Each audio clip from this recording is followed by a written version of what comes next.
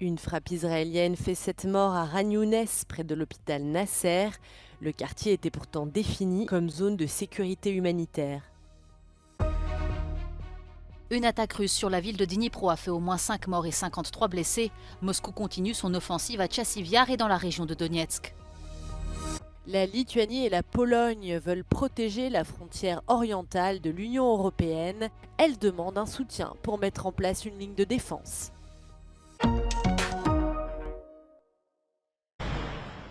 Les Britanniques ont commencé à voter pour les élections générales. Les bureaux de vote sont ouverts depuis 7 heures ce matin, heure locale, pour un scrutin décisif. 46 millions d'électeurs sont appelés à désigner leurs 650 représentants à la Chambre des communes. C'est un scrutin à un tour.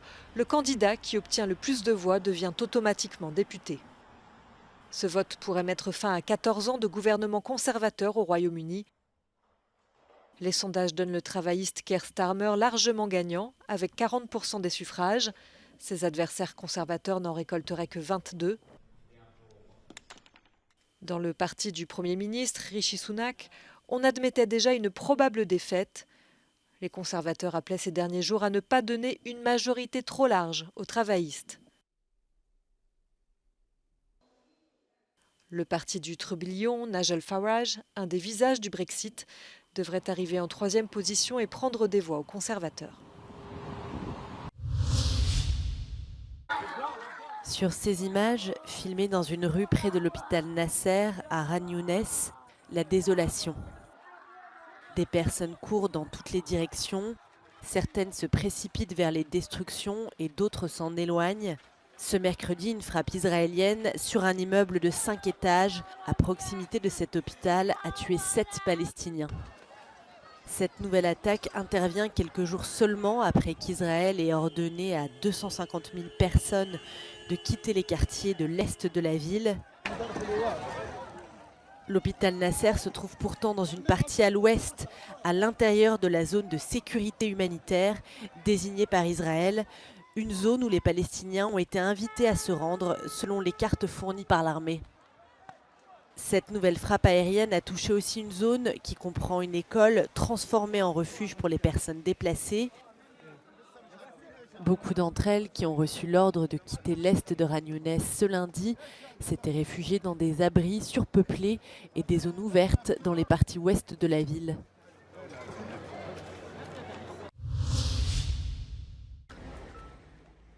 Au moins 5 personnes ont été tuées, dont un enfant, et 53 blessés ce mercredi dans une attaque russe sur la ville de Dnipro, selon les autorités. Les frappes ont touché un centre commercial, une station-service et plusieurs véhicules. À quelques mètres de là, un incendie s'est déclaré près d'un centre hospitalier. Des débris ont volé jusqu'à l'unité de soins intensifs pour enfants, mais aucune victime n'a été signalée. Іменно в укритті почали молитися. Нам це дуже допомогло. Якщо чесно, да. Я не буду вже не працювати. Я вже не видержу морально. Дуже чутно було, дуже гучно, і воно прямо аж вуха заклало. Люди почали кричати в паніці, якісь там, не знаю, жінки, мамочки з дітьми. Le président Volodymyr Zelensky a condamné cette nouvelle attaque et réitéré son appel à ses alliés occidentaux pour obtenir de nouveaux systèmes de défense antiaérienne ainsi que leur accord pour frapper la Russie plus en profondeur. Situé à une centaine de kilomètres à l'ouest de la ligne de front avec la Russie, Dnipro est régulièrement visé par des attaques aériennes russes. En janvier 2023, un missile avait touché un immeuble résidentiel de la ville, tuant 46 personnes. Moscou continue son offensive sur les villes proches de la ligne de front, à Tchassivyar et dans la région de Donetsk, dans l'espoir de faciliter une percée.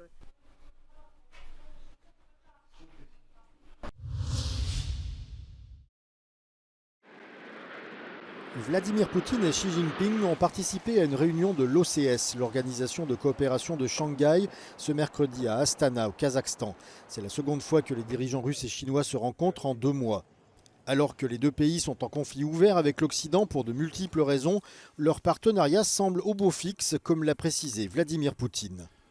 Российско-китайские отношения, всеобъемлющего партнерства и стратегического взаимодействия переживают наилучший период в своей истории. Они выстраиваются на принципах равноправия, взаимной выгоды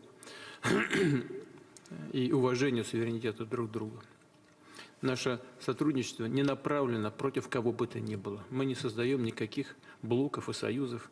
Мы просто действуем в интересах наших народов. Безусловно, будем Le président Vladimir Poutine a tenu une série de réunions parallèles avec les dirigeants de certains des pays présents au sommet, dont le président turc Erdogan, qui a déclaré que les échanges commerciaux entre son pays et la Russie allaient augmenter à l'avenir.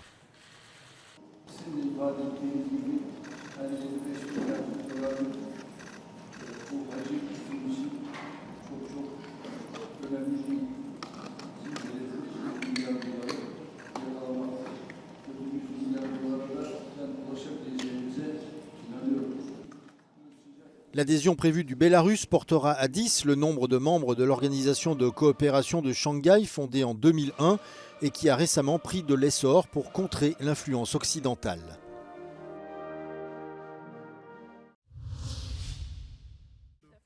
Les ministres de la Défense lituaniens et polonais veulent protéger la frontière orientale de l'Union européenne et des pays membres de l'OTAN. Ils ont visité la frontière avec le Bélarus près de Vilnius. Le ministre lituanien a déclaré qu'un système de défense des frontières nécessiterait environ 600 millions d'euros sur une décennie. Les premiers équipements pour le mettre en place arriveront ce mois-ci. Państwo polskie razem ze swoimi sojusznikami zrobi wszystko, żeby jeszcze lepiej chronić wschodnią granicę Unii Europejskiej i NATO. To jest nasze najważniejsze wyzwanie i to wyzwanie musi być realizowane nie tylko przez państwa narodowe, ale przez całą Unię Europejską i wspólnie do tego wzywamy. Umiędzynarodowienie tematu granicy, ochrony granicy jest rzeczą kluczową. Unia Europejska musi zaangażować się w obronę swojej granicy. La semaine dernière, plusieurs pays ont demandé à l'Union européenne de s'impliquer financièrement dans la construction d'une ligne de défense. Celle-ci s'inscrirait dans un plan pour protéger contre la désinformation et les mouvements migratoires plausiblement orchestrés par la Russie.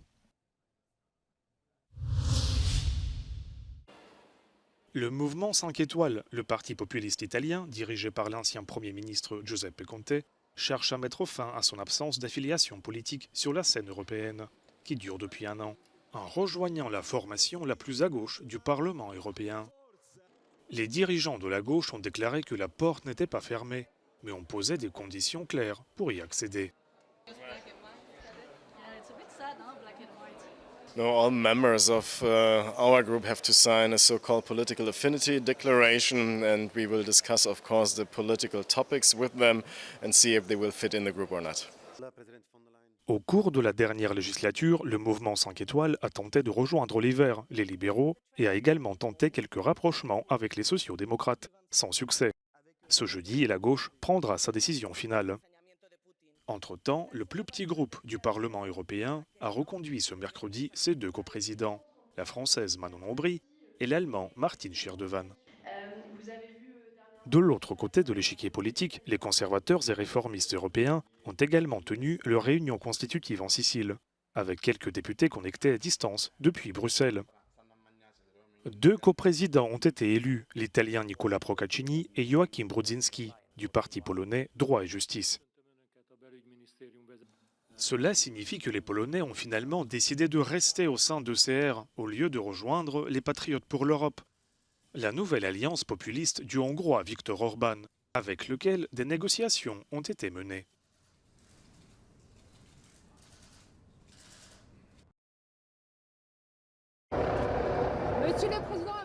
Le résultat des élections législatives françaises pourrait avoir un impact sur la politique européenne ces prochaines années.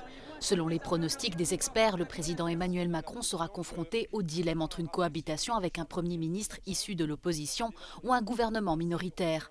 Ces deux options influenceront l'action politique de la France en Europe. Mais quel impact aura l'arrivée d'un Premier ministre d'extrême droite à Matignon ? I would suspect the RN, who's been very cautious on its financial means and wants to audit the public accounts to see what are exactly how the deficit running, has been it would perhaps be more aggressive against the EU on agriculture, on trade agreements, on environment policy, rather than on budget. L'Union européenne s'inquiète de la radicalisation de la politique française et du fait que toute solution politique et institutionnelle pourrait entraîner à ce stade davantage de troubles sociaux. As for the far left, according to its pledges and promises, would try to stop this procedure against our deficit and keep running the deficit.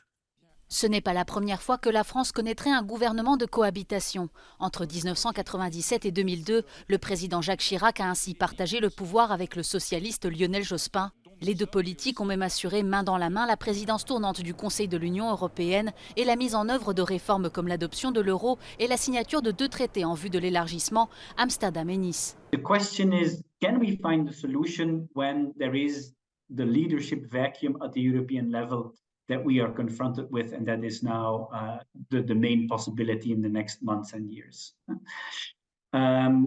If we can still continue business as usual as we do right now, but this is in particularly worrying in the medium to long term. L'affaiblissement des forces pro-européennes n'est pas seulement un problème français. Les résultats des élections européennes ont montré une montée des forces critiques à l'égard de l'ordre social et économique actuel. Le chancelier allemand Olaf Scholz est également de moins en moins populaire.